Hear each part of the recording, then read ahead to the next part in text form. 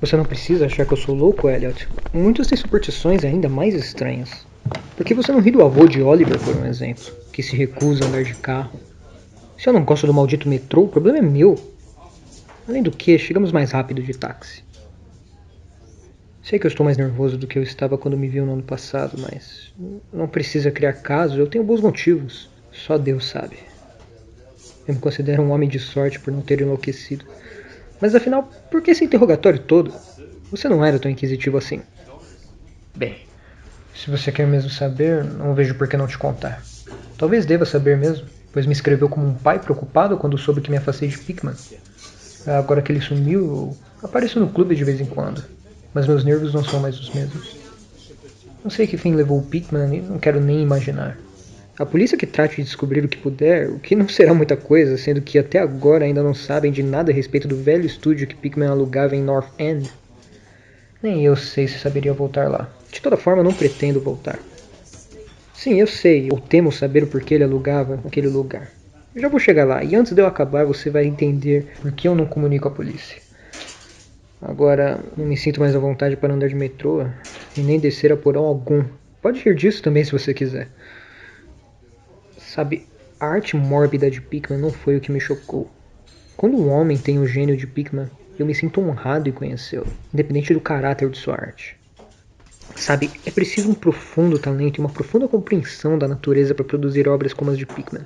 Qualquer amador que desenhe capas de revistas pode espalhar a tinta de um jeito qualquer e chamar o resultado de pesadelo ou de sabá das bruxas, ou até mesmo de retrato do demônio, mas só um grande pintor consegue fazer uma coisa dessas parecer realmente assustadora, ou no mínimo convincente. É por isso que só um artista de verdade conhece a fundo a anatomia do terror, ou a psicologia do medo. Tipo exato de linhas e proporções que se ligam a instintos latentes ou memórias hereditárias de pavor. Os contrastes e a iluminação que despertam um sentimento de estranheza que fica adormecido, sabe? Existe alguma coisa que esses sujeitos captam, algo além da vida, que eles conseguem nos fazer captar por um breve instante. E quanto a Pickman, nenhum homem jamais foi como ele, e por Deus eu espero que jamais seja outra vez. Bom, devo dizer que um artista realmente excêntrico tem um tipo de visão que cria modelos, ou invoca alguma coisa equivalente às cenas reais do mundo espectral em que vive. Se eu alguma vez tivesse visto o que Pickman via... Escute, vamos beber alguma coisa antes de continuar o assunto. Meu Deus, eu não estaria vivo hoje se eu tivesse visto o que aquele homem via.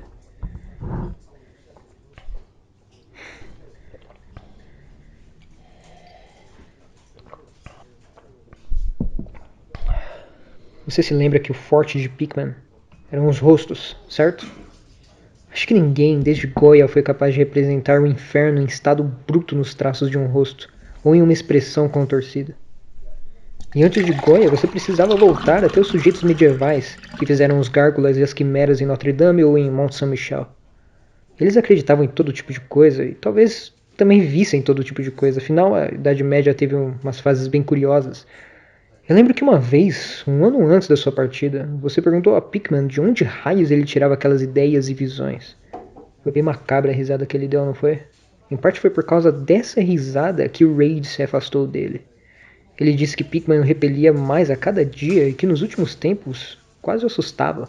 Que os traços e a expressão no rosto dele aos poucos se desenvolviam de um modo que não o agradava. Imagino que você tenha dito a Reid, se vocês trocaram alguma correspondência a respeito, que os nervos ou a imaginação dele ficavam muito abalados com as pinturas de Pickman. Eu ao menos disse na época. Mas lembre que eu não me afastei de Pickman por nada disso. Pelo contrário, minha admiração por ele só aumentava. Aquela pintura do Gol se alimentando era uma obra magnífica. Como você sabe, o clube se recusou a exibir e o Museu de Belas Artes não o aceitou nem de presente. Além do mais, ninguém queria comprá-lo. Então o quadro ficou lá pendurado na casa de Pickman, até o dia em que ele sumiu. Agora está com o pai em Salem. Você sabe que Pickman tem uma antiga família de Salem, e algum antepassado dele foi enforcado por bruxaria em 1692. Bom, habituei-me a visitar Pickman com certa frequência, em especial depois que comecei a tomar notas para escrever uma monografia sobre a arte fantástica. Foi provavelmente o trabalho dele que enfiou essa ideia na minha cabeça e, de qualquer modo, ele se revelou uma verdadeira mina de informações e sugestões quando resolvi levar o projeto adiante. Pickman me mostrou todas as pinturas e desenhos que tinha, inclusive alguns rascunhos de pico de pena. Acredito que teriam rendido uma expulsão no clube se os outros membros tivessem visto. Logo, eu tinha virado quase um seguidor. Ficava como um colegial, escutando por horas a fio teorias estéticas e especulações filosóficas loucas o bastante para que o internassem no hospício de Danvers. Essa devoção ao meu herói, somada ao fato de que em geral as pessoas tinham cada vez menos contato com ele, levaram-no a depositar muita confiança em mim. Em uma certa noite, ele insinuou que, se eu ficasse de bico fechado e não fizesse alarde, ele me mostraria algo um tanto incomum. Algo um pouco mais forte do que qualquer outra coisa na casa.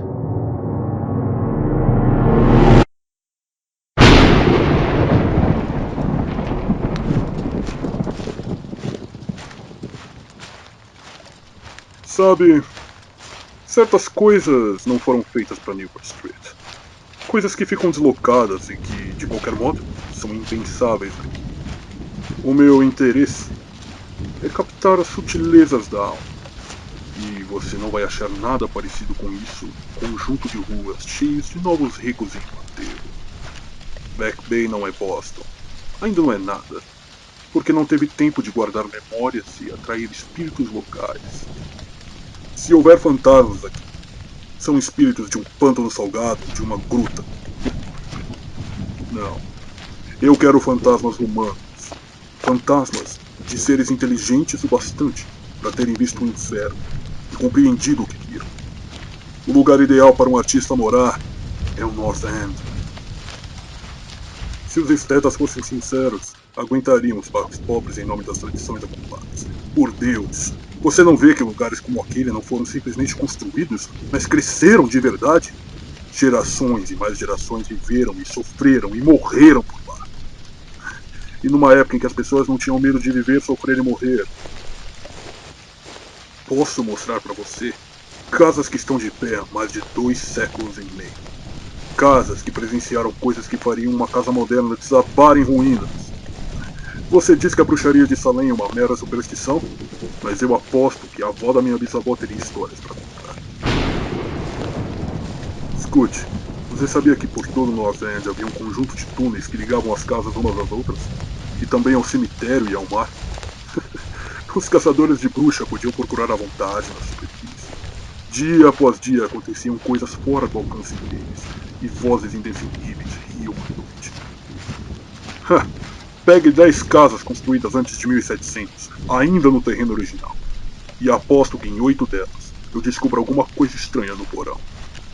É raro passar um mês sem que você leia uma notícia de trabalhadores que, ao demolir essas casas antigas, descobrem arcadas fechadas com tijolos e postes que não levam a lugar nenhum. Havia bruxas e o que os seus feitiços invocavam, piratas e o que traziam do mar, corsários. É o que eu digo. Antigamente as pessoas sabiam viver e ampliar os horizontes da vida. Esse não era o único mundo que um homem sábio e destemido podia conhecer. E pensar nos dias de hoje, com intelectos tão apagados, que até mesmo um clube de supostos artistas sente calafrios e convulsões se uma pintura ofende a sensibilidade de uma mesa de chá na Beacon Street. O único aspecto positivo do presente é que ele é estúpido demais para fazer perguntas detalhadas acerca do passado. O que os mapas e registros e guias de viagem informam a respeito de North End? Ha! Quem diria? Você se interessa por essas coisas. E se eu dissesse que tem um outro estúdio por lá, onde posso captar o espírito noturno de horrores ancestrais e pintar coisas que eu não conseguiria sequer imaginar na Newport Street? Claro que as titias velhas do clube não sabem disso. Com Raid, maldito seja, espalhando boatos que sou algum tipo de monstro descendo o tobogã da evolução reversa. Há muito tempo eu decidi que, assim como a beleza, também se deve pintar o terror a partir da observação. Então explorei alguns lugares onde eu tinha motivos para acreditar que o terror habitava. Não fica muito longe do trem elevado, mas, em relação à alma, são séculos de distância. Escolhi ficar por lá por causa do velho poço de tijolos no porão, um dos que eu mencionei há pouco. O lugar está prestes a cair, então ninguém quer morar lá. Eu detestaria contar a você a bagatela que estou pagando. As janelas estão fechadas com tábuas, mas isso é ainda melhor para mim, já que não preciso de luz solar para o meu trabalho. Eu pinto no porão, onde a inspiração atinge o grau máximo. Mas também tenho outras salas no térreo. Se você estiver afim, posso levá-lo lá hoje à noite. Acho que você iria gostar dos quadros, pois, como eu disse, deixei a imaginação correr solta. Bem, Elliot, não me restou muita coisa a fazer depois de todo esse falatório senão conter a vontade de sair correndo e pegar o primeiro táxi livre que aparecesse na nossa frente. Não prestei atenção nas ruas transversais e não saberia dizer em qual delas entramos. Quando dobramos, foi para subir pela desolação da viela mais antiga e mais imunda que eu já vi em toda a minha vida, cheia de empenas que pareciam prestes a desmoronar, janelinhas quebradas e chaminés arcaicas que se erguiam meio decrépitas contra o céu. Ao sair dessa viela, que tinha iluminação tênue, dobramos à esquerda em direção a uma outra viela, tão silenciosa quanto e ainda mais estreita, sem iluminação alguma. Em seguida, no escuro, fizemos o que eu acredito ter sido uma curva à direita. Logo, Pickman sacou uma lanterna e revelou uma porta antediluviana de 10 painéis. Parecia devastada pelos cupins. Depois de abri-la, ele me levou por um corredor vazio guarnecido com o que em outras épocas tinha sido lambris de carvalho escuro. Um mero detalhe, mas que fazia pensar sobre a bruxaria. Então, passamos por uma porta à esquerda, ele acendeu uma lamparina a óleo e disse que eu podia ficar à vontade. Elliot, você sabe que eu sou o tipo de sujeito que costumam chamar de durão, mas eu confesso que eu fiquei perturbado com o que eu vi nas paredes daquele cômodo. Eram as pinturas que Pickman não podia pintar nem exibir na Newbury Street. Ele tinha toda a razão quando disse que havia deixado a imaginação correr solta. Nem adianta tentar descrever os quadros para você, porque o horror blasfemo e a inacreditável repulsa, decadência moral vinham de toques discretos, sabe? Muito além do poder descritivo das palavras. Os cenários eram em grande parte igrejas antigas, bosques densos ou túneis de cimento. A loucura e a monstruosidade ficavam por conta das figuras em primeiro plano, pois a arte mórbida de Pickman consistia acima de tudo em retratos demoníacos. As figuras raramente eram humanas. Muitas vezes apresentavam vários traços humanoides. Os corpos, apesar de bípedes, em sua maioria eram curvados para frente e tinham traços vagamente caninos. A textura parecia algo borrachudo e era um tanto desagradável. Como se eu estivesse vendo nesse instante. As ocupações deles, não me peça para entrar em detalhes, em geral eles estavam se alimentando e eu não vou nem dizer do que. De vez em quando apareciam aos bandos em cemitérios ou passagens subterrâneas.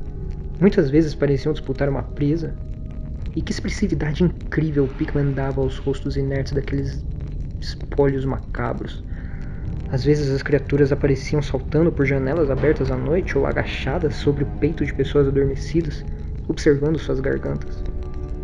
Uma tela mostrava as criaturas latindo em volta de uma bruxa enforcada em Gallows Hill, cuja expressão cadavérica guardava uma estreita semelhança com a expressão delas. Mas não ache que foi a escolha dos temas ou os cenários o que me levou a fraquejar. Eu não sou nenhuma criança e já vi muita coisa assim antes. Eram os rostos, Elliot. Aqueles malditos rostos com sorrisos de escárnio e fios de baba pendentes que pareciam sair da tela com um sopro da vida por Deus. Eu pensei que estivessem vivos. Aquele mago impossível tinha despertado os fogos do inferno em pigmento e o pincel dele conjurou terríveis pesadelos. Passa a garrafa, Elliot.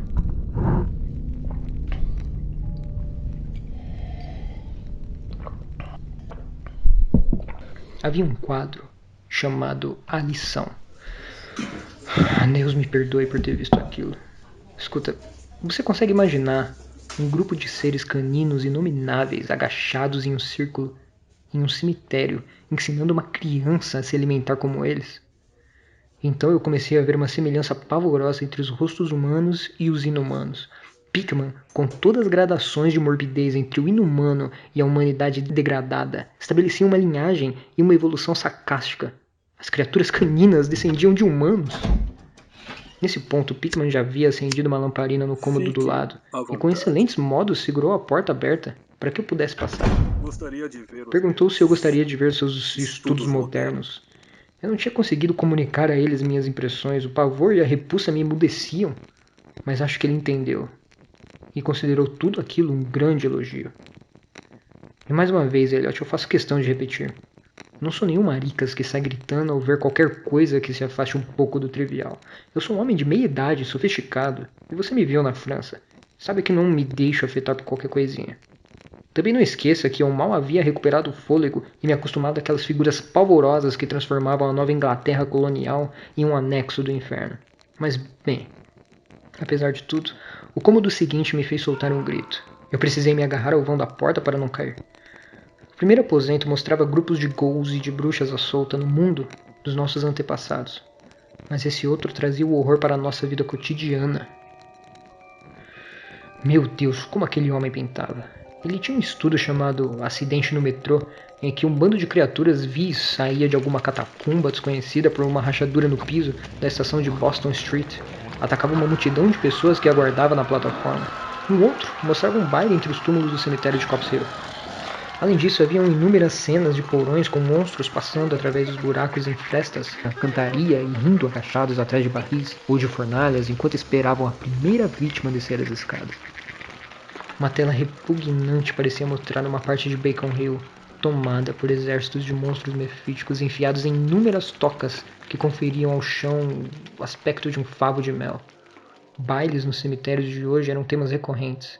E uma outra composição me chocou mais do que todas as outras, uma cena no interior de uma arcada desconhecida, onde inúmeras criaturas amontoavam-se em torno de uma outra, que tinha nas mãos um famoso guia de Boston. E sem dúvida estava lendo em voz alta. Todas apontavam para uma certa passagem, cada um daqueles rostos parecia tão desfigurado pelas risadas epiléticas e reverberantes que eu quase pude ouvir os ecos demoníacos. Enquanto aos poucos eu me recompunha e habituava-me ao segundo aposento de crueldade e morbidez, eu comecei a analisar algumas características da minha repulsa. Em primeiro lugar, aquelas coisas me repeliam devido ao caráter absolutamente inumano e à crueza impiedosa que revelavam em Pickman. O sujeito deveria ser um inimigo ferrenho de toda a humanidade para sentir tamanho júbilo com a tortura de carnes e miolos e a degradação do invólucro mortal. Em segundo lugar, me aterrorizavam justamente por causa da grandeza. Aquele era o tipo de arte que convence. Ao ver as pinturas, víamos os próprios demônios e sentíamos medo. E o mais estranho era que Pickman não obtinha esse efeito com requintes fantásticos ou bizarrias. Não haviam elementos borrados, distorcidos ou até mesmo estilizados. Os contornos eram nítidos, realistas. E os detalhes, executados à perfeição. E os rostos. Aquele homem não era um romântico ou um fantasista, não. Ele sequer tentava representar o caráter inquieto e efêmero dos sonhos. Em vez disso, com frieza e sarcasmo, ele refletia um mundo bem estabelecido, que ele enxergava com abrangência, brilhantismo, objetividade e decisão. Só Deus sabe onde aquele mundo poderia estar, ou onde Pickman teria vislumbrado as formas blasfemas que andavam, corriam e arrastavam-se por lá. Mas qualquer que fosse a assombrosa origem das imagens, uma coisa estava clara: Pickman era em todos os sentidos, na composição e na execução, um realista talentoso, cuidadoso e quase científico. Meu anfitrião conduziu-me pelas escadas até o porão, onde ficava o estúdio propriamente dito. E eu me preparei para mais cenas demoníacas em meio às telas inacabadas. Quando chegamos ao fim da úmida escadaria, ele virou a lanterna para um canto de amplo espaço à nossa frente, revelando um contorno circular de tijolos que sem dúvida era um grande poço no chão da terra batida.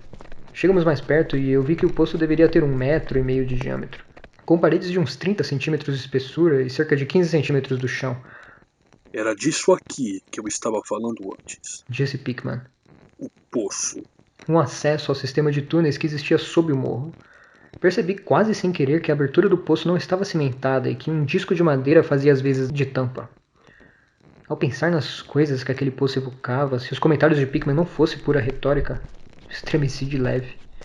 Então me virei para subir mais um degrau e atravessar uma porta estreita que conduzia a um aposento bastante amplo, com piso de madeira e equipado como um estúdio. Uma lamparina acetilino providenciava a iluminação necessária para o trabalho. As telas inacabadas sobre os cavaletes ou apoiadas de encontro à parede eram tão macabras quanto as do andar superior, e demonstravam a apurada técnica do artista. As cenas pareciam esboçadas com extremo cuidado, e os contornos a lápis anunciavam a técnica minuciosa que Pickman usava para obter as perspectivas e a proporção correta. Aquele homem era genial, e eu digo isso mesmo agora, sabendo de tudo que eu sei. Uma enorme câmera fotográfica em cima de uma mesa chamou a minha atenção. Pickman disse que usava para fotografar os cenários e pintá-los a partir de fotografias no estúdio, em vez de sair carregando toda a sua parafernália pela cidade. Ele achava que uma fotografia servia tão bem quanto um cenário ou um modelo real, e declarou que as usava com bastante frequência até. Quando Pickman de repente levantou um pano que cobria uma enorme tela no lado mais afastado de luz, eu não consegui evitar um grito, o segundo que eu soltei naquela noite. O grito ecoou e ecoou pelas arcadas tenebrosas do antigo porão. Eu precisei sufocar uma reação impetuosa que ameaçava irromper como um surto de gargalhadas histéricas. Misericórdia, Elliot! Eu não sei o quanto era real e o quanto era delírio. Não me parece possível que a Terra abrigue um sonho como aquele. Era uma blasfêmia colossal, inominável, com olhos em brasa e trazia nas garras ossudas algo que podia ser um homem, ao mesmo tempo em que ele roía a cabeça como uma criança mordisca um doce. A criatura estava meio agachada e dava a impressão de que a qualquer momento poderia largar a presa em busca de uma refeição mais suculenta. Mas para o inferno, contudo, não era o tema demoníaco que fazia daquela pintura uma fonte imortal de pavor. Nem sequer o rosto canino com orelhas pontudas, olhos injetados, nariz achatado e lábios salivantes. Não. Não eram as garras escamadas, nem o corpo recoberto de mofo, nem os cascos. Mesmo que alguns desses elementos pudessem ter levado um homem impressionável à loucura, era a técnica, Elliot. Aquela técnica ímpia, maldita, sobrenatural. Assim como estou vivo, em nenhuma outra ocasião vi sopro da vida tão presente em uma tela. O monstro estava lá, roendo com raiva, e eu sabia que só uma suspensão das leis da natureza poderia facultar a um homem pintar uma coisa daquela sem ter o modelo, sem vislumbrar o mundo das profundezas jamais vislumbrado pelos mortais que não venderam a alma para o diabo. Preso como um percevejo a um canto vazio da tela, tinha um papel enrolado. Provavelmente eu imaginei que era uma fotografia que Pickman estava usando a fim de pintar o cenário hediondo quanto ao pesadelo que deveria incrementar. Estendi a mão para desenrolar e ver o que se tratava quando de repente eu vi que Pickman deu um sobressalto tão grande como se houvesse levado um tiro. Ele vinha prestado muita atenção aos sons do ambiente depois que eu dei o meu grito de horror. Naquele instante pareceu levar um susto que, embora pequeno em relação ao meu, era de natureza muito mais física do que espiritual. Pickman sacou um revólver e fez um gesto de silêncio. Então deixou o aposento rumo ao porão principal e fechou a porta atrás de si. Acho que eu fiquei um pouco paralisado por um instante. Atentando aos sons como Pickman, julguei ter ouvido um leve rumor em algum lugar, e uma série de grunhidos ou batidas em uma direção que eu não conseguia determinar. Pensei em ratos gigantes e estremeci, então sobreveio um ruído que me deu calafrios pelo corpo inteiro. Um ruído furtivo, incerto. Embora nem eu saiba ao certo como pôr isso em palavras, era como o som de uma madeira caindo na pedra ou em tijolos. O ruído voltou mais alto. Na segunda vez eu tive a impressão de que a madeira havia caído um pouco mais longe do que na primeira vez. Logo depois eu ouvi um rangido estridente, uma frase incompreensível de Pickman e a descarga ensurdecedora dos 6 cartuchos do revólver, deflagrados de modo espetacular, como um domador de leões atira pro alto para impressionar a plateia. Um grunhido, um chiado e a seguir uma batida.